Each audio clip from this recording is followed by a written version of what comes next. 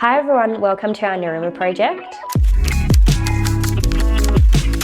So we're going to reconfigure the floor plan as it's really not working and it's not functional for the family. As soon as you walk in, we'll have our vanity, which will also have a dividing wall, and behind that will be our shower. Where the shower currently is, we'll put the toilet there so that you don't see it as you walk past. Where the vanity currently is, we'll have a really cool freestanding bathtub.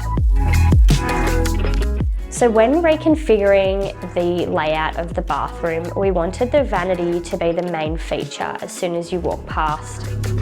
We've also incorporated the walk-in shower to be set behind the vanity. This creates a nice sense of privacy and also a really good use of space. Our clients are a young family, so trying to incorporate a bathtub was really important. We had plenty of room to play with in this space, so I've incorporated this stunning freestanding bathtub from ABI.